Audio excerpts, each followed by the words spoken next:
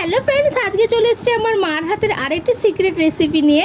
এখানে আমি রসুন আর কালো জিরা নিয়ে নিয়েছি। রসুন আর কালো জিরা দিয়ে কচুরমুখী দিয়ে একটা রেসিপি তৈরি হবে, সেই ভিডিও নিয়ে। এখানে কিন্তু কালো জিরা আর রসুনটা কিন্তু আমি বেটে নিলাম, নিয়ে এটাকে আলাদা করে সরিয়ে রেখে দেবো।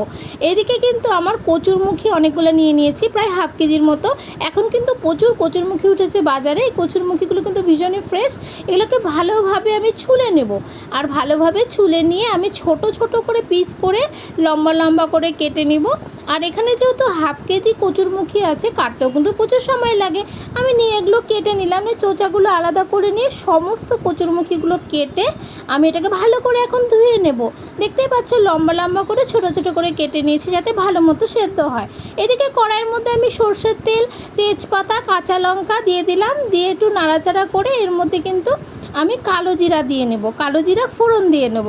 আর এই যে অল্প করে আমি কালো জিরা নিয়ে নিয়েছি। এই রান্নার কিন্তু মেন উপকরণই হচ্ছে কালো জিরা। কালো জিরা ছাড়া এই রেসিপিটা কিন্তু অত স্বাদ হয় না। এদিকে কিন্তু আমি কচুরমুখীগুলো দিয়ে দিলাম, দিয়ে এখন এটাকে ভালোভাবে আমি নাড়াচাড়া করে নেব। ভালোভাবে নাড়াচাড়া করে নিয়ে স্বাদ মতো নুন দিয়ে দেব, স্বাদ মতো কিন্তু হলুদ দিয়ে দিয়েছি। দিয়ে এটাকে ভালোভাবে আমি নাড়াচাড়া করে নিচ্ছি। আর এটাকে কিন্তু বেশ অনেকক্ষণ ধরেই রান্না করতে হয়, ফ্রাই করে রান্না করতে হয়। তো এরপরে কিন্তু আমি একটু জল দিয়ে দিলাম, দিয়ে এটাকে ভালোভাবে কিন্তু আমি ঢেকে দিয়ে সেদ্ধ করে নেব।